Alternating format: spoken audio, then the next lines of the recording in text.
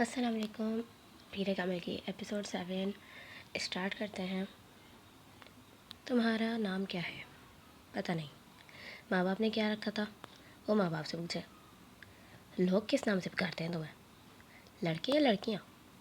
لڑکے بہت سارے نام لیتے ہیں. زیادہ کون سا نام پکارتے ہیں؟ ڈیئر ڈیول، خاموش.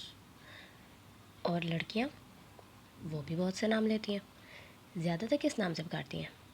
یہ میں نہیں بتا سکتا. It's too personal. یہ بہت ذاتی ہے. گہری خاموشی، طویل سانس، پھر خاموشی. میں آپ کو ایک مشورہ دوں؟ کیا؟ آپ میرے بارے میں وہ جاننے کی کوشش کیوں نہیں کرتے جو نہ آپ پہلے جانتے ہیں نہ میں. آپ کے دائیں طرف ٹیبل پر جو سفید فائل پڑی ہے اس میں میرے سارے پارٹیکولرز موجود ہیں. پھر آپ وقت ضائع کیوں کر رہے ہیں؟ سائیکو انالسٹ نے اپنے پاس موجود ٹیبل لیمپ کی روشنی میں سامنے کاؤچ پر دراز اس نوجوان کو دیکھا جو اپنے پیر مسلسل ہلا رہا تھا. اس کے چہرے پر گہرا اطمینان تھا اور یوں لگ رہا تھا جیسے وہ سائیکو انالسٹ کے ساتھ ہونے والی اس ساری گفتگو کو بیکار سمجھ رہا تھا. کمرے میں موجود ٹھنڈا خاموشی اور نیم تاریکی نے اس کے اعصاب کو بالکل متاثر نہیں کیا تھا. وہ بات کرتے ہوئے وقتاً فوقتاً کمرے کے چاروں طرف نظریں دوڑا رہا تھا. سائیکو انالسٹ کے لیے سامنے لیٹا ہوا نوجوان ایک عجیب کیس تھا. وہ فوٹوگرافک میموری کا مالک تھا. اس کا آئی کیو لیول 150 کی رینج میں تھا. وہ through out standing academic record رکھتا تھا. وہ گولف میں پریزیڈنٹس گولڈ میڈل 3 بار جیت چکا تھا اور وہ تیسری بار خودکشی کی ناکام کوشش کرنے کے بعد اس کے پاس آیا تھا. اس کے والدین ہی اسے اس کے پاس لے کر آئے تھے. وہ بے حد پریشان تھے. وہ میں کے چند بہت اچھا خاندانوں میں سے ایک سے تعلق رکھتا تھا. ایسا خاندان جس کے پاس پیسے کی بھرمار تھی. 4 بھائیوں اور ایک بہن کے بعد وہ چوتھے نمبر پر تھا. 2 بھائی اور ایک بہن اس سے بڑے تھے. اپنی ذاتی ذہانت اور قابلیت کی وجہ سے وہ اپنے والدین کا بہت زیادہ چہیتا تھا. اس کے باوجود پچھلے 3 سال میں اس نے 3 بار خودکشی کی کوشش کی. پہلی دفعہ اس نے سڑک پر بائک چلاتے ہوئے ون وے کی خلاف ورزی کی اور بائک سے ہاتھ اٹھا لیے. اس کے پیچھے آنے والے ٹریفک کانسٹیبل نے ایسا کرتے ہوئے اسے دیکھا تھا. خوش قسمتی سے گاڑی سے ٹکرانے کے بعد وہ ہوا میں اچھلتا ایک دوسری گاڑی کی چھت پر گرا اور پھر زمین پر گرا. اس کی کچھ پسلیاں، ایک بازو اور ایک ٹانگ میں فریکچرز ہوئے. تب اس کے والدین کانسٹیبل کے اصرار کے باوجود اسے ایک حادثے ہی سمجھے کیونکہ اس نے پہلے اپنے ماں باپ سے یہی کہا تھا کہ وہ غلطی سے ون وے سے ہٹ گیا تھا. دوسری بار پورے 1 سال کے بعد اس نے لاہور میں خود کو باندھ کر پانی میں ڈوبنے کی کوشش کی. ایک بار پھر سے بچا لیا گیا. پل پر کھڑے لوگوں نے اسے اس رسی سمیت باہر کھینچ لیا تھا جس کے ساتھ باندھ کر اس نے خود کو نیچے گرایا تھا. اس بات کی گواہی دینے والوں کی تعداد زیادہ تھی کہ اس نے خود اپنے آپ کو پانی میں گرایا تھا، مگر اس کے ماں باپ کو ایک بار پھر یقین نہیں آیا. سالار کا بیان تھا کہ کچھ لڑکوں نے اس کی گاڑی کو پل کے پاس روکا اور پھر اسے باندھ کر پانی میں پھینک دیا. جس طرح وہ بندھا ہوا تھا اس سے یوں لگتا تھا کہ اسے واقعی باندھ کر گرایا گیا تھا. پولیس اگلے کئی ہفتے اس کے بتائے گئے حلیے کے لڑکوں کو پورے شہر میں تلاش کرتی رہی. سکندر عثمان نے ہاتھوں پہ ایک گارڈ کی اس کے ساتھ تعینات کر دیا جو 24 گھنٹے اس کے ساتھ رہتا تھا، مگر تیسری بار وہ اپنے ماں باپ کی آنکھوں میں دھول نہیں جھونک سکا. خواب آور گولیوں کی ایک بڑی تعداد کو پیس کر اس نے کھا لیا تھا. گولیوں کی تعداد اتنی زیادہ تھی کہ معدہ واش کرنے کے باوجود اگلے کئی دن وہ بیمار رہا تھا. اس بار کسی کو کوئی غلط فہمی نہیں ہوئی. اس نے خانسامہ کے سامنے ان گولیوں کے پاؤڈر کو دودھ میں ڈال کر پیا تھا. سکندر عثمان اور طیبہ سکندر شاکڈ رہ گئے تھے. پچھلے دونوں واقعات میں بھی انہیں پوری طرح یاد آ گئے تھے. وہ پچھتانے لگے تھے کہ انہوں نے پہلے اس کی بات پر اعتبار کیوں کیا. پورا گھر اس کی وجہ سے پریشان ہو گیا تھا. اس کے بارے میں اسکول، کالونی اور خاندان ہر جگہ خبریں پھیل رہی تھیں. وہ اس بات سے انکار نہیں کر سکا کہ اس نے خودکشی کی کوشش کی تھی، مگر وہ یہ بتانے پر تیار نہیں تھا کہ اس نے ایسا کیوں کیا تھا. بھائی بہن، ماں باپ، اس نے کسی کے سوال کا کوئی جواب نہیں دیا. سکندر اے لیولز کے بعد اس کے بڑے بھائیوں کی طرح اسے بیرون ملک تعلیم حاصل کرنے کے لیے بھجوانا چاہتے تھے. وہ جانتے تھے اسے کہیں بھی نہ صرف بڑی آسانی سے ایڈمیشن مل جائے گا بلکہ اسکالرشپ بھی. لیکن ان کے سارے پلانز جیسے بھگ سے اڑ گئے. اب وہ اس سائیکو انالسٹ کے سامنے موجود تھا جس کے پاس سکندر عثمان نے اسے اپنے ایک دوست کے مشورے پہ بھیجا تھا. ٹھیک ہے سالار، بالکل ٹو دا پوائنٹ بات کرتے ہیں. مرنا کیوں چاہتے ہو تم؟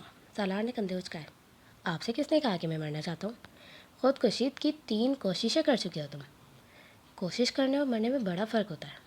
تینوں دفعہ تم اتفاقاً بچے ہو، ورنہ تم نے خود کو مارنے میں کوئی کسر نہیں چھوڑی تھی. دیکھیں، جس کو آپ خودکشی کا کوشش کہہ رہے ہیں، میں اسے خودکشی کی کوشش نہیں سمجھتا. میں صرف دیکھنا چاہتا تھا کہ موت کی تکلیف کیسی ہوتی ہے. وہ اس کا چہرہ دیکھنے لگا تو بڑے پرسکون انداز میں اسے سمجھانے کی کوشش کر رہا تھا. اور موت کی تکلیف تم کیوں محسوس کرنا چاہتے تھے؟ بس ایسے ہی، کیوریاسٹی سے تجسس سمجھ لیں. سائیکو انالسٹ نے ایک گہرا سانس لے کر اس 150 IQ لیول والے نوجوان کو دیکھا جو اب چھت کو گھور رہا تھا. تو ایک بار خودکشی کی کوشش سے تمہارا یہ تجسس ختم نہیں ہوا؟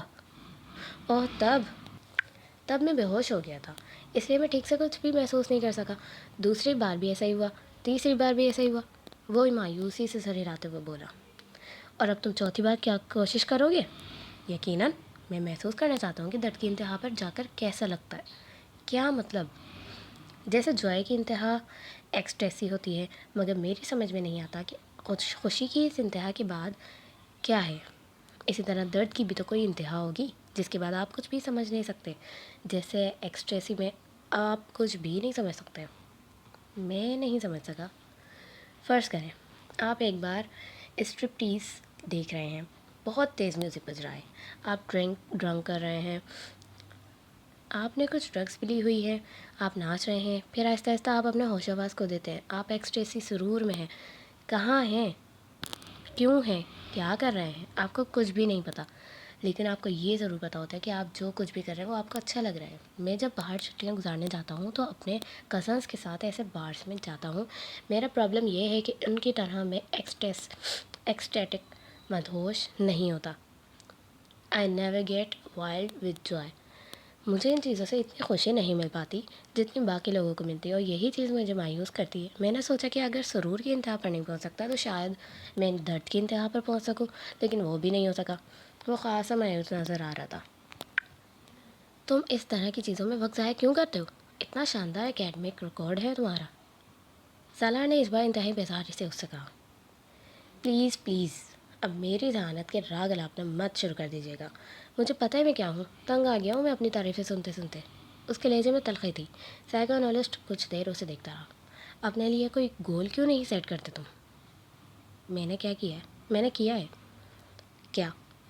مجھے خودکشی کی ایک اور کوشش کرنی ہے. مکمل اطمینان تھا. کیا تمہیں کوئی ڈپریشن ہے؟ Not at all. تو پھر مرنا کیوں چاہتے ہو؟ ایک گہرا سانس. کیا آپ کو ایک بار پھر سے بتانا شروع کروں کہ میں مرنا ہی نہیں چاہتا، میں کچھ اور کرنے کی کوشش کر رہا ہوں. وقت آیا. بات گھوم پھر کر وہیں آ گئی. سائیکو انالسٹ کچھ دیر سوچتا رہا. کیا تم یہ سب کسی لڑکی کی وجہ سے کر رہے ہو؟ سالار نے گردن موڑ کر حیرانی سے اسے دیکھا. لڑکی کی وجہ سے؟ ہاں، کوئی ایسی لڑکی جو تمہیں اچھی لگتی ہو، جس سے تم شادی کرنا چاہتے ہو. اس نے بے اختیار کہکا لگایا اور پھر ہنستا ہی گیا. مائی گاڈ، آپ کا مطلب ہے کہ کسی لڑکی کی محبت کی وجہ سے میں خودکشی؟ وہ ایک بار پھر بات ادھوری چھوڑ کر ہنسنے لگا. لڑکی کی محبت اور خودکشی؟ کیا مذاق ہے. وہ اب اپنی ہنسی پر قابو پانے کی کوشش کر رہا تھا. سائیکو انالسٹ نے اس طرح کے کئی سیٹنگز اس کے ساتھ کیے اور ہر بار نتیجہ ڈھاک کے وہی 3 بات رہا. آپ اس کو تعلیم کے لیے بیرون ملک بھجوانے کے بجائے یہیں رکھیں اور اس پہ بہت زیادہ توجہ دیں. ہو سکتا ہے یہ توجہ حاصل کرنے کے لیے یہ سب کرتا ہو. اس نے کئی ماہ کے بعد سالار کے ماں باپ کو مشورہ دیا، جس کا نتیجہ یہ ہوا کہ اسے باہر بھجوانے کے بجائے اسلام آباد کے ادارے میں ایڈمیشن دلوایا گیا. سکندر عثمان کو یہ اطمینان تھا وہ اس اپنے پاس رکھیں گے تو شاید وہ دوبارہ ایسی حرکت نہ کرے.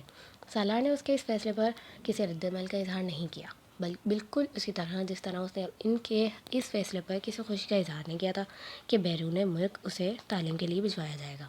سائیکو انالسٹ کے ساتھ آخری سیشن کے بعد سکندر عثمان اسے گھر لے آئے اور انہوں نے طیبہ کے ساتھ مل کر اسے ایک لمبی چوڑی میٹنگ کی. وہ دونوں اپنے بیڈ روم میں بٹھا کر اسے ان تمام آسائشوں کے بارے میں بتاتے رہے جو وہ پچھلے کئی سالوں میں اسے فراہم کر رہے تھے. انہوں نے اسے ان توقعات کے بارے میں بھی بتایا جو وہ اس سے رکھتے تھے. اسے ان محبت بھرے جذبات سے بھی آگاہ کیا جو وہ اس کے لیے محسوس کرتے تھے. وہ بے تاثر چہرے کے ساتھ چوئنگم چباتا باپ کی بے چینی اور ماں کے آنسو دیکھتا رہا. گفتگو کے آخر میں سکندر عثمان نے تقریباً تنگ آ کر اس سے کہا. تمہیں کس چیز کی کمی ہے؟ کیا ہے جو تمہارے پاس نہیں ہے یا جو تمہیں چاہیے؟ مجھے بتاؤ۔ سالار سوچ میں پڑ گیا۔ Sports car. اس کے اگلے ہی لمحے اس نے کہا، ٹھیک ہے، میں تمہیں اسپورٹس کار باہر سے منگوا دیتا ہوں، مگر دوبارہ ایسی کوئی حرکت مت کرنا جو تم نے کی ہے، اوکے؟ سکندر عثمان کو کچھ اطمینان ہوا۔ سالار نے سر ہلا دیا۔ طیبہ نے ٹیشو سے اپنے آنسو صاف کرتے ہوئے جیسے سکون کا سانس لیا۔ وہ کمرے سے چلا گیا تو سکندر عثمان نے سگار سلگاتے ہوئے ان سے کہا، طیبہ، تمہیں اس پر بہت توجہ دینی پڑے گی۔ اپنی ایکٹیویٹیز کچھ کم کرو اور کوشش کرو کہ اس کے ساتھ روزانہ۔ وسیم نے امامہ کو دور سے ہی لان میں بیٹھے دیکھ لیا۔ وہ کانوں پر ہیڈ فون لگائے واک مین پر کچھ سن رہی تھی۔ وسیم دبے قدموں اس کی پشت کی جانب اس کے عقب میں گیا اور اس کے پاس جا کر اس نے یکدم امامہ کے کانوں سے ہیڈ فون کھینچ کر اتار لیا۔ امامہ نے برق رفتاری سے واک مین کا اسٹاپ کا بٹن دبایا تھا۔ کیا سنا جا رہا ہے یہاں اکیلے بیٹھے؟ وسیم نے بلند آواز میں کہتے ہوئے ہیڈ فون کو اپنے کانوں میں ٹھونس لیا، مگر تب تک امامہ کیسٹ بند کر چکی تھی۔ کرسی سے اٹھ کر کھڑے ہو کر اس نے ہیڈ فون کو اپنی طرف کھینچتے ہوئے وسیم سے کہا، بدتمیزی کی بھی کوئی حد ہوتی ہے وسیم، بیہیو یور سیلف۔ اس کا چہرہ غصے سے سرخ ہو رہا تھا۔ وسیم نے ہیڈ فون کے سروں کو نہیں چھوڑا۔ امامہ کے غصے کا اس پر کوئی اثر نہیں ہوا۔ میں سننا چاہتا ہوں، تم کیا سن رہی تھی؟ اس میں بدتمیزی والی کیا بات ہے؟ کیسٹ آن کرو۔ امامہ نے کچھ جھنجھلاتے ہوئے ہیڈ فون کو واک مین سے الگ کر دیا۔ میں تمہارے سننے کے لیے واک مین لے کر یہاں نہیں بیٹھی، دفعہ ہو جاؤ یہ ہیڈ فون لے کر۔ وہ ایک بار پھر اپنی کرسی پر بیٹھ گئی۔ اس نے واک مین کو بڑی مضبوطی کے ساتھ اپنے ہاتھ میں جکڑا ہوا تھا۔ وسیم کو لگا جیسے وہ کچھ گھبرائی ہوئی ہے، مگر وہ گھبرائے گی کیوں؟ وسیم نے سوچا اور اس خیال کو ذہن سے جھٹکتے ہوئے سامنے والی کرسی پر جا کے بیٹھ گیا۔ ہیڈ فون کو اس نے میز پر رکھ دیا۔ یہ لو، اپنا غصہ ختم کرو، واپس کر رہا ہوں میں، تم سنو جو بھی سن رہی ہو۔ اس نے بڑے جو انداز میں ہاتھ اٹھاتے ہوئے کہا، نہیں، اب مجھے نہیں سننا کچھ، تم ہیڈ فون رکھو اپنے پاس۔ امامہ نے ہیڈ فون کی طرف ہاتھ نہیں بڑھایا۔ ویسے تم یہ سن کیا رہی تھی؟ کیا سنا جا سکتا ہے؟ امامہ نے اسی کے انداز میں کہا، غزلیں سن رہی ہوگی۔ وسیم نے خیال ظاہر کیا، تمہیں پتہ ہے وسیم، تم میں بہت ساری عادتیں بوڑھی عورتوں والی ہیں، مثلاً بال کی کھال اتارنا اور دوسروں کی جاسوسی کرتے پھرنا اور شرمندہ بھی نہ ہونا۔ اور تمہیں پتہ ہے کہ تم آہستہ آہستہ کتنے خود غرض ہوتی جا رہی ہو؟ وسیم نے ترکی بہ ترکی جواب دیتے ہوئے کہا۔ امامہ نے اس کی بات میں برا نہیں منایا۔ اچھا، تمہیں پتہ چل گیا کہ میں خود غرض ہوں؟ اس نے اس بار مسکراتے ہوئے کہا، حالانکہ تم جتنے بیوقوف ہو، میں یہ سوچ بھی نہیں سکتی تھی کہ یہ نتیجہ اخذ کر لو گے۔ تم اگر مجھے شرمندہ کرنے کی کوشش کر رہی ہو تو مت کرو، میں شرمندہ نہیں ہوں گا۔ وسیم نے ڈٹائی کا مظاہرہ کیا۔ پھر بھی ایسے کاموں کی کوشش تو ہر ایک پر فرض ہوتی ہے۔ آج تمہاری زبان کچھ زیادہ نہیں چل رہی؟ وسیم نے اسے غور سے دیکھتے ہوئے کہا۔ ہو سکتا ہے نہیں، ایسا ہی ہے۔ چلو اچھا ہے، وہ چپ شاہ کا روزہ تو توڑ دیا تم نے جو اسلام آباد آنے پر تم رکھ لیتی ہو۔ امامہ نے غور سے وسیم کو دیکھا۔ کون سا چپ شاہ کا روزہ؟ تم جب سے لاہور گئی ہو خاصی بدل گئی ہو۔ مجھ پر اسٹڈیز کا بہت بوجھ ہوتا ہے۔ سب پر ہوتا ہے امامہ، مگر کوئی بھی اسٹڈیز کو اتنا سر پر سوار نہیں کرتا۔ وسیم نے اس کی بات کرتے ہوئے کہا، چھوڑو اس فضول بحث کو، یہ بتاؤ تم آج کل کیا کر رہے ہو؟ ایش، وہ اسی طرح کرسی جھلاتا رہا۔ یہ تو تم پورا سال ہی کرتے ہو، میں آج کل کی خاص مصروفیت پوچھ رہی ہوں۔ آج کل تو بس دوستوں کے ساتھ پھر رہا ہوں۔ تمہیں پتہ ہونا چاہیے کہ پیپرز کے بعد میری مصروفیات کیا ہوتی ہیں، سب کچھ بھولتی جا رہی ہو تم۔ وسیم نے افسوس بھری نظروں سے کہا، میں نے اس امید پر یہ سوال کیا تھا کہ شاید اس سال تم میں کوئی بہتری آ جائے، مگر نہیں، میں نے بیکار سوال کیا۔ امامہ نے اس کے تبصرے پر جواب دیا، تمہیں پتہ ہونا چاہیے کہ میں تم سے اس 1 سال بڑا ہوں، تم نہیں، اس لیے اب اپنی ملامتیاں تقریر ختم کر دو۔ وسیم نے اسے کچھ جتاتے ہوئے کہا، یہ ساتھ والوں کے لڑکے سے تعلقات کا کیا حال ہے؟ امامہ کو اچانک یاد آیا، چوچو سے بس کچھ عجیب سے ہی تعلقات ہیں۔ وسیم نے کندھے اچکاتے ہوئے کہا، بڑا عجیب سے بندہ ہے، موڈ اچھا ہے تو دوسروں کو 7ویں آسمان پہ بٹھا دے گا، موڈ خراب ہے تو سیدھا گٹر میں پہنچا دے گا۔ تمہارے زیادہ تر دوست اسی طرح کے ہیں؟ امامہ نے مسکراتے ہوئے کہا، کندھم جنس باہم جنس پرواز نہیں، خیر ایسی بھی کوئی بات نہیں ہے، کم از کم میری عادتیں اور حرکتیں چوچو جیسی تو نہیں ہیں۔ وہ تو باہر جانے والا تھا نا؟ امامہ کو اچانک یاد آیا، ہاں جانا تو تھا، مگر پتہ نہیں میرا خیال ہے اس کے پیرنٹس نہیں بھجوا رہے. حلیہ بڑا عجیب سا ہوتا ہے اس کا. مجھے بعض دفعہ لگتا ہے پیسوں کے کسی قبیلے سے کسی نہ کسی طرح اس کے تعلق ہوگا، یا آئندہ ہو جائے گا. تم نے دیکھا ہے اسے؟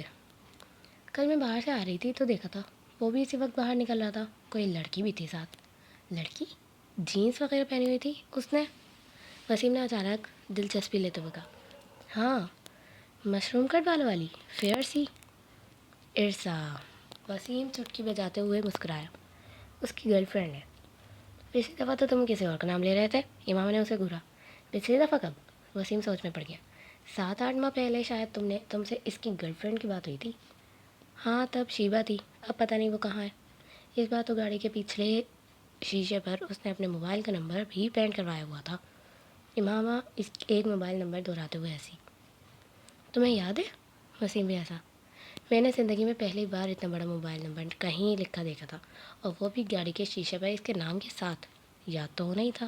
امامہ پھر ہنسی. وہ تو خود سوچ رہا ہوگا. میں تو خود سوچ رہا ہوں اپنی گاڑی کے شیشے پر موبائل نمبر لکھوانے کا. وسیم نے بالوں میں ہاتھ پھیرتے ہوئے کہا.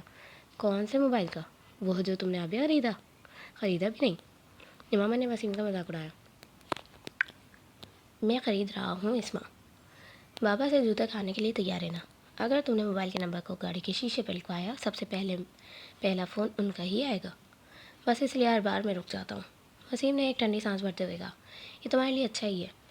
بابا سے ہڈیاں توڑوانے سے بہتر ہے کہ بندہ اپنے جذبات پر کچھ قابو رکھے. اور تمہارے لیے تو خطرات ویسے بھی زیادہ ہے. سمیہ کو پتہ چلا نا اگر اس قسم کے کسی موبائل فون کا تو. وسیم نے اس کی بات کاٹ دی. تو کیا کرے گی وہ؟ میں اس سے ڈرتا نہیں ہوں.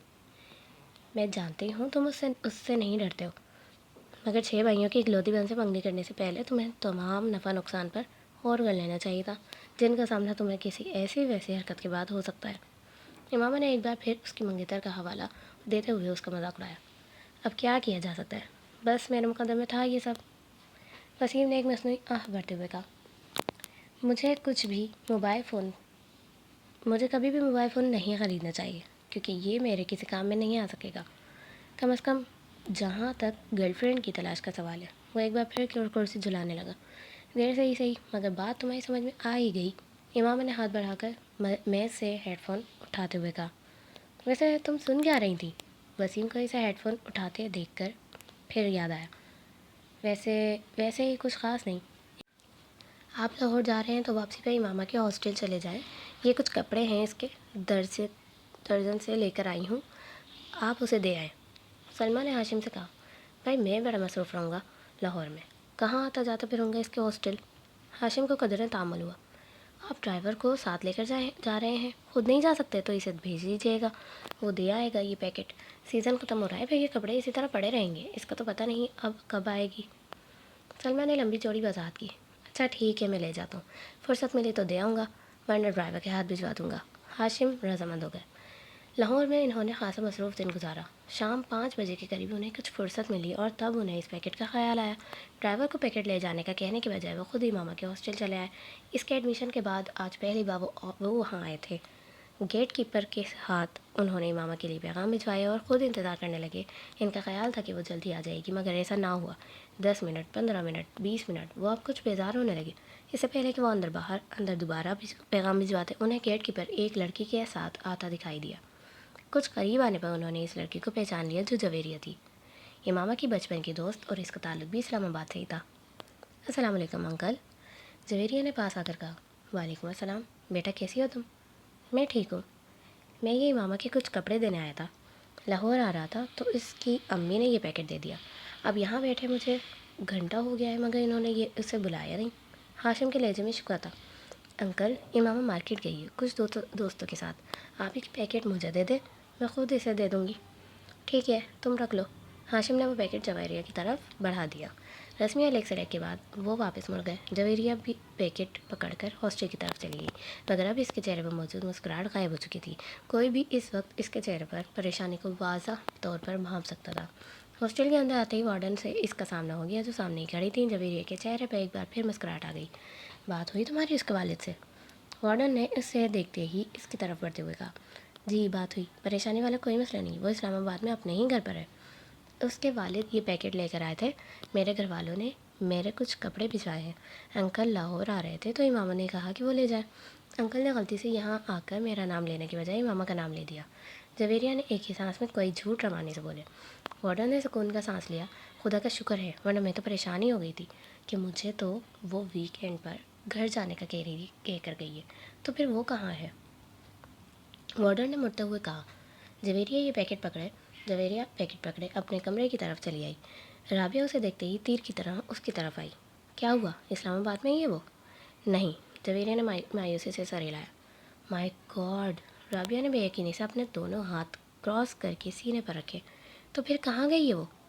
مجھے کیا پتا، مجھ سے تو اس نے یہی کہا تھا کہ گھر جا رہی ہوں، مگر وہ گھر نہیں گئی۔ آخر گئی کہاں ہے؟ امامہ ایسی تو نہیں ہے؟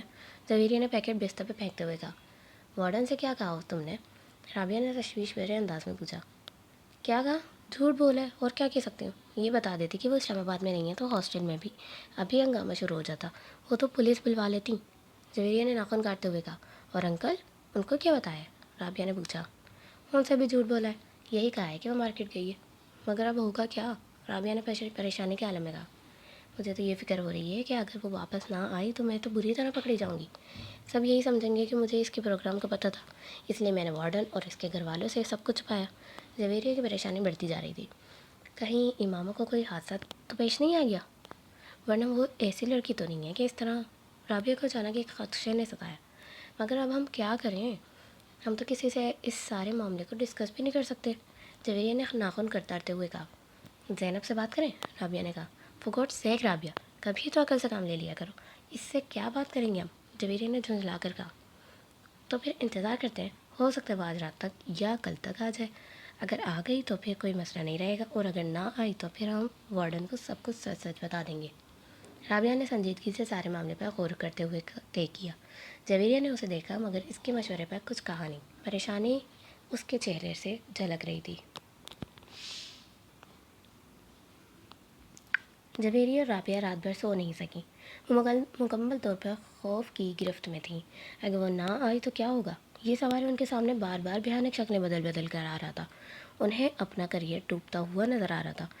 انہیں اندازہ تھا کہ ان کے گھر والے اس ایسے معاملے پر کیسا رد عمل ظاہر کریں گے۔ وہ انہیں بری طرح ملامت کرتے، انہیں امامہ کے والد کو سب کچھ صاف صاف نہ بتانے پر تنقید کا نشانہ بناتے، اور پھر وارڈن کے سارے معاملے کو چھپانے پر اور بھی ناراض ہوتے۔ انہیں اندازہ نہیں تھا کہ ساقی کے سامنے آنے پر خود ہاشم ابین اور ان کی فیملی کا رد عمل کیا ہوگا۔ وہ ان سارے معاملے میں ان دونوں کے رول کو کس طرح دیکھیں گے؟ ہاسٹل میں لڑکیاں ان کے بارے میں کس طرح کی باتیں کریں گی؟ اور پھر اگر یہ سارا معاملہ پولیس کیس بن گیا تو پولیس ان کی اس پردہ پوشی کو کیا سمجھے گی؟ وہ اندازہ کر سکتی تھیں، اور اسی لیے بار بار ان کے رونگٹے کھڑے ہو رہے تھے۔ مگر سوال یہ پیدا ہوتا تھا کہ وہ گئی کہاں اور کیوں؟ وہ دونوں اس کے پچھلے رویوں کا تجزیہ کرنے کی کوشش کر رہی تھیں۔ کس طرح پچھلے ایک سال سے وہ بالکل بدل گئی تھی۔ اس نے ان کے ساتھ گھومنا پھرنا بند کر دیا تھا۔ وہ الجھی رہنے لگی تھی۔ پڑھائی میں اس کا انہماک بھی کم ہو گیا تھا، اور اس کی کمگوئی۔ اور وہ جو ایک بار وہ ہماری شاپنگ کے لیے جانے پر پیچھے سے غائب تھی، تب بھی وہ یقیناً وہیں گئی ہوگی جہاں وہ اب گئی ہے، اور ہم نے کس طرح بے وقوفوں کی طرح اس پہ اعتبار کر لیا۔ رابعہ کو پچھلی باتیں یاد آ رہی تھی۔ مگر امامہ ایسی نہیں تھی، میں تو اسے بچپن سے جانتی ہوں، وہ ایسی بالکل بھی نہیں تھی۔ جویریہ کو اب بھی اس پر کوئی شک نہیں ہو رہا تھا۔ ایسا ہونے میں کوئی دیر تھوڑی لگتی ہے، بس انسان کا کردار کمزور ہونا چاہیے۔ رابعہ بدگمانی کی انتہا پر پہنچی ہوئی تھی۔ رابعہ اس کی مرضی سے اس کی منگنی ہوئی تھی، اور وہ اور اسجد ایک دوسرے کو پسند کرتے ہیں، پھر وہ اس طرح کی حرکت کیسے کر سکتی ہے؟ جویریہ نے اس کا دفاع کرنے کی کوشش کی۔ پھر تم بتاؤ کہ وہ کہاں ہے؟ میں نے تو مکی بنا کر اسے کسی دیوار کے ساتھ نہیں چپکایا ہے۔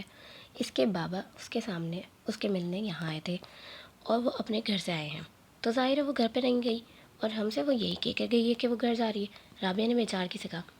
ایسا بھی تو ہو سکتا ہے کہ اسے کوئی حادثہ پیش آ گیا ہو سکتا ہے وہ اسی لیے گھر نہ پہنچ سکی ہو۔ وہ ہر بار یہاں سے فون کر کے اسلام آباد اپنے گھر والوں کو اپنے آنے کی اطلاع دے دیتی تھی، تاکہ اس کا بھائی اسے کوسٹر کے اسٹینڈ پہ سے پک کر لے۔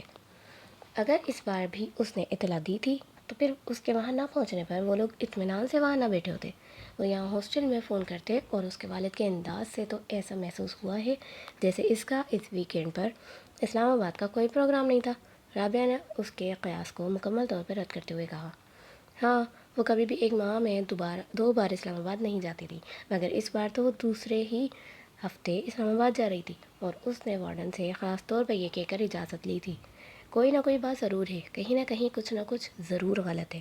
جویریہ کو پھر خدشات ستانے لگے، اس کے ساتھ ساتھ ہم بھی بری طرح ڈوبیں گے، ہم سے بہت بڑی غلطی ہوئی ہے جو ہم نے سب کچھ اس طرح کور اپ کیا، ہمیں صاف صاف بات کرنی چاہیے تھی اس کے والد سے کہ وہ یہاں نہیں ہے، پھر وہ جو چاہے کرتے، یہ ان کا مسئلہ ہوتا، کم از کم ہم تو اس طرح نہ پھنستے جس طرح آپ پھنس گئے۔ رابعہ مسلسل بڑبڑا رہی تھی۔ خیر اب کیا ہو سکتا ہے، صبح تک انتظار کرتے ہیں، اگر وہ کل بھی نہیں آئی تو پھر وارڈن کو سب کچھ بتا دیں گے، جویریہ نے کمرے کے چکر لگاتے ہوئے کہا۔ وہ رات ان دونوں نے اسی طرح باتیں کرتے جاگتے ہوئے گزار لی۔ اگلے دن وہ دونوں کالج نہیں گئیں، اس حالت میں کالج جانے کا کوئی فائدہ بھی نہیں ہوتا۔ امامہ ویکینڈ پر ہفتے کو واپسی پر 9 بجے کے قریب آ جایا کرتی تھی، مگر وہ اس دن نہیں آئی۔ ان کے حساب جواب دینے لگے 2:30 بجے کے قریب وہ فقر رنگت اور کانپتے ہوئے ہاتھوں کے ساتھ اپنے کمرے سے وارڈن کے کمرے میں جانے کے لیے نکل آئیں۔ ان کے ذہن میں وہ جملے گردش کر رہے تھے جو انہیں وارڈن سے کہنے تھے۔ وہ وارڈن کے کمرے سے ابھی کچھ دور ہی تھیں جب انہوں نے امامہ کو بڑے اطمینان کے ساتھ اندر آتے دیکھا۔ اس کا بیگ اس کے کندھے پر تھا اور فولڈر ہاتھوں میں، اور وہ یقیناً سیدھی کالج جا رہی تھی۔ جویریہ اور رابعہ کو یوں لگا جیسے ان کے پیروں کے نیچے سے نکلتی ہوئی زمین یکدم تھم گئی تھی۔ ان کی رکی ہوئی سانس ایک بار پھر چلنے لگی۔ کل کے اخبارات میں متوقع وہ ہیڈ لائنز جو بھوت بن کر ان کے گرد ناچ رہی تھیں یکدم غائب ہو گئیں، اور ان کی جگہ اس غصے اور اشتعال نے لے لی تھی جو انہیں امامہ کی شکل دیکھ کر آیا تھا۔ وہ انہیں دیکھ چکی تھی اور اب ان کی طرف بڑھ رہی تھی۔ اس کے چہرے پر بڑی خوشگوار سی مسکراہٹ تھی۔ تم دونوں آج کالج کیوں نہیں آئی؟ سلام دعا کے بعد اس نے ان سے پوچھا۔ تمہاری مصیبت سے چھٹکارا ملے گا تو ہم کہیں آنے جانے کا سوچ سکیں گے، رابعہ نے تند و تیز لہجے میں کہا۔ امامہ کے چہرے کی مسکراہٹ غائب ہوئی۔ کیا ہوا رابعہ، اس طرح غصے میں کیوں ہو؟ امامہ نے قدرے تشویش سے پوچھا۔ تم ذرا اندر کمرے میں آؤ، پھر تمہیں بتاتی ہوں کہ میں غصے میں ہوں کیوں۔ رابعہ نے اسے بازو سے پکڑ لیا اور تقریباً کھینچتے ہوئے کمرے میں لے آئی۔ جویریہ کچھ کہے بغیر ان دونوں کے پیچھے آ گئی۔ امامہ ہکا بکا اور رابعہ اور جویریہ کے رویے کو سمجھ نہیں پا رہی تھی۔ کمرے میں داخل ہوتے ہی رابعہ نے دروازہ بند کر لیا۔ کہاں سے آ رہی ہو تم؟ رابعہ نے مڑ کر انتہائی تلخ اور درست لہجے میں اس سے پوچھا۔ اسلام آباد سے، اور کہاں سے؟ امامہ نے اپنا بیگ نیچے زمین پر رکھ دیا اور اس کے جواب نے رابعہ کو کچھ اور مشتعل کیا۔ شرم کرو امامہ، اس طرح ہمیں دھوکہ دے کر ہماری آنکھوں دھول جھونک کر آخر تم ثابت کیا کرنا چاہتی ہو؟ یہ کہ ہم ڈفر ہیں، ایڈیٹ ہیں، پاگل ہیں؟ بھائی ہم ہیں، ہم مانتے ہیں، نہ ہوتے تو یوں تم پر اندھا اعتبار نہ کیا ہوتا، تم سے اتنا بڑا دھوکہ نہ کھایا ہوتا، رابعہ نے کہا۔ مجھے تمہاری کوئی بات سمجھ میں نہیں آ رہی، کون سا دھوکہ، کیسا دھوکہ؟ کیا یہ بہتر نہیں ہے کہ تم آرام سے مجھے اپنی بات سمجھاؤ؟ امامہ نے بے چارگی سے کہا۔ تم ویکینڈ کہاں گزار کر آئی ہو؟ جویریہ نے پہلی بار گفتگو میں مداخلت کی۔ تمہیں بتا چکی ہوں اسلام آباد میں، وہاں سے آج سیدھا کالج آئی ہوں، اور اب کالج سے۔ رابعہ نے اسے بات مکمل نہیں کرنے دی۔ بکواس بند کرو، یہ جھوٹ اب نہیں چل سکتا، تم اسلام آباد نہیں گئی تھی۔ یہ تم کیسے کہہ سکتی ہو؟ اس بار امامہ نے بھی قدرے بلند آواز میں کہا۔ کیونکہ تمہارے فادر یہاں کل آئے تھے۔ امامہ کا رنگ اڑ گیا اور وہ کچھ بول نہیں سکے۔ اب کیوں منہ بند ہو گیا ہے؟ ابھی کا اسلام آباد سے آ رہی ہوں، رابعہ نے طنزیہ لہجے میں کہا۔ بابا یہاں آئے تھے؟ امامہ نے اٹکتے ہوئے کہا۔ ہاں آئے تھے، تمہارے کچھ کپڑے دینے کے لیے، جویریہ نے کہا۔ انہیں یہ پتہ چل گیا کہ میں ہاسپٹل میں نہیں ہوں؟ میں نے جھوٹ بول دیا تھا کہ تم ہاسپٹل سے کسی کام سے باہر گئی ہو، وہ کپڑے دے کر چلے گئے، جویریہ نے کہا۔ امامہ نے بے اختیار اطمینان کا سانس لیا۔ یعنی انہیں کچھ پتہ نہیں چلا؟ اس نے بستر پر بیٹھ کر اپنے جوتے کے اسٹریپس کھولتے ہوئے کہا۔ نہیں، انہیں کچھ پتہ نہیں چلا، تم منہ اٹھا کر اگلے ہفتے پھر کہیں اور روانہ ہو جانا۔ مائنڈ یو امامہ، میں وارڈن سے اس سلسلے میں بات کرنے والی ہوں، ہم تمہاری وجہ سے خاصی پریشانی اٹھا چکے ہیں، مزید اٹھانے کے لیے تیار نہیں ہیں، بہتر ہے تمہارے پیرنٹس کو تمہاری ان حرکتوں کے بارے میں پتہ چل جائے۔ رابعہ نے دو ٹوک انداز میں اس سے کہا۔ امامہ نے سر اٹھا کر اسے دیکھا۔ کون سی حرکتوں کے بارے میں نے کیا کیا ہے؟ کیا کیا ہے؟ ہاسٹل سے اس طرح 2 دن کے لیے گھر کا کیکا غائب ہو جانا تمہارے نزدیک کوئی بڑی بات نہیں ہے؟ امامہ جواب دینے کے بجائے دوسرے جوتے کے بھی اسٹریپس کھولنے لگی۔ مجھے وارڈن کے پاس چلے ہی جانا چاہیے، رابعہ نے غصے کے عالم میں دروازے کی طرف بڑھتے ہوئے کہا۔ جویریہ نے آگے بڑھ کر اسے روکا. وارڈن سے بات کر لیں گے, پہلے اس سے تو بات کر لیں. تم جلد بازی مت کرو, مگر اس ڈیٹ کا اطمینان دیکھو. مجال ہے ذرا برابر شرمندگی بھی اس کے چہرے پر جھلک رہی ہو. رابعہ نے غصے میں امامہ کی طرف اشارہ کرتے ہوئے کہا, میں تم دونوں کو سب کچھ بتا دوں گی, اتنا غصے میں آنے کی ضرورت نہیں ہے. میں نے کوئی غلط کام نہیں کیا, نہ ہی کسی غلط جگہ پر گئی ہوں, اور ہاں بھاگی بھی نہیں ہوں. امامہ نے جوتوں کی قید سے اپنے پیروں کو آزاد کرتے ہوئے قدرے دھیمے لہجے میں کہا. پھر تم کہاں گئی تھی؟ اس بار جویریہ نے پوچھا. اپنی ایک دوست کے ہاں. کون سی دوست؟ ایک. اس طرح جھوٹ بول کر کیوں؟ میں تم لوگوں کے سوالوں سے بچنا چاہتی تھی, اور گھر والوں کو بتاتی یا ان سے اجازت لینے کی کوشش کرتی تو وہ کبھی اجازت نہ دیتے. کس کے یہاں گئی تھی اور کس لیے؟ جویریہ نے اس بار قدرے تجسس آمیز انداز میں پوچھا. میں نے کہا نا, میں بتا دوں گی, کچھ وقت دو مجھے. امامہ نے اس کی بات کے جواب میں کہا. کوئی وقت نہیں دے سکتے تمہیں وقت دیں تاکہ تم ایک بار پھر غائب ہو جاؤ, اور اس بار واپس ہی نہ ہو. رابعہ نے اس بار بھی ناراضی سے کہا, مگر پہلے کی نسبت اس بار اس کا دھیما لہجہ تھا. تمہیں تو اس بات کا بھی احساس نہیں ہوا کہ تم نے ہماری پوزیشن کتنی آکورڈ بنا دی تھی. اگر تمہارے اس طرح غائب ہونے کا پتہ چل جاتا تو ہماری کتنی بے عزتی ہوتی. اس کا احساس ہے تمہیں؟ رابعہ نے اسی انداز میں کہا. مجھے یہ توقع ہی نہیں تھی کہ بابا اس طرح اچانک یہاں آ جائیں گے, اس لیے میں یہ بھی نہیں سوچ سکی کہ تم لوگوں کو کسی نازک صورتحال کا سامنا کرنا پڑے گا, ورنہ میں اس طرح کبھی نہ کرتی. امامہ نے معذرت خواہ انداز میں کہا. تم کم از کم ہم پر اعتبار کر کے ہمیں بتا کر جا سکتی تھی. جویریہ نے کہا. میں آئندہ ایسا کبھی نہیں کروں گی, امامہ نے کہا. کم از کم میں تمہارے کسی وعدے, کسی بات پر اعتبار نہیں کر سکتی. رابعہ نے دو ٹوک انداز میں کہا. مجھے اپنی پوزیشن کلیئر کرنے دو رابعہ, تم مجھے غلط سمجھ رہی ہو. امامہ نے اس بار قدرے کمزور انداز میں کہا. تم کو احساس ہے کہ تمہاری وجہ سے ہمارا کریئر اور ہماری زندگی کس طرح داؤ پر لگ گئی تھی؟ یہ دوستی ہوتی ہے؟ اسے دوستی کہتے ہیں؟ ٹھیک ہے, مجھ سے غلطی ہو گئی تھی, مجھے معاف کر دو, امامہ نے جیسے ہتھیار ڈالتے ہوئے کہا. جب تک تم یہ نہیں بتاؤ گی کہ تم کہاں غائب ہوئی تھی, میں تمہاری کوئی معذرت قبول نہیں کروں گی, رابعہ نے دو ٹوک انداز میں کہا. امامہ کچھ دیر اسے دیکھتے رہی, پھر اس نے کہا. میں صبیہ کے گھر چلی گئی تھی. جویریہ اور رابعہ نے حیرانی سے ایک دوسرے کو دیکھا. کون؟ ان دونوں نے تقریباً بیک وقت پوچھا. تم لوگ جانتی ہو اسے, امامہ نے کہا. وہ 4th ایئر کی صبیحہ, جویریہ نے بے اختیار پوچھا. امامہ نے سر ہلایا. مگر اس کے گھر کس لیے گئی تھی؟ دوستی ہے اس سے میری, امامہ نے کہا. دوستی؟ کیسی دوستی؟ 4 دن کی سلام دعا ہے تمہارے ساتھ اس کی, اور میرا خیال ہے تم تو اسے اچھی طرح جانتی بھی نہیں ہو. پھر اس کے گھر رہنے کے لیے کیوں کہ چل پڑی؟ جویریہ نے اعتراض کرتے ہوئے کہا.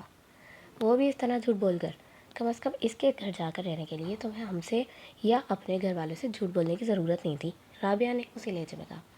تم اسے کال کر کے پوچھ لو کہ میں اس کے گھر پر تھی یا نہیں, امامہ نے کہا. چلو یہ مان لیا کہ تم اس کے گھر پر تھیں, مگر کیوں تھیں؟ جویریہ نے پوچھا.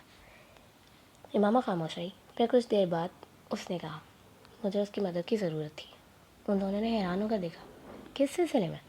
امامہ نے سر اٹھایا اور پلکیں جھپکائے بغیر دیکھتی رہی. جویریہ نے کچھ بے چینی محسوس کی. کس سلسلے میں؟ تم اچھی طرح جانتی ہو, امامہ نے قدرے مدھم انداز میں کہا. میں؟ جویریہ نے کچھ گڑبڑا کر رابعہ کو دیکھا, جو اب بڑی سنجیدگی سے اسے دیکھ رہی تھی. ہاں, تم تو اچھی طرح جانتی ہو. تم پہیلیاں مت بجھواؤ, سیدھی اور صاف بات کرو, جویریہ نے قدرے سخت لہجے میں کہا. This was the end of episode 7. ملتے ہیں نیکسٹ ایپیسوڈ میں. اپنا خیال رکھیے گا. اللہ حافظ.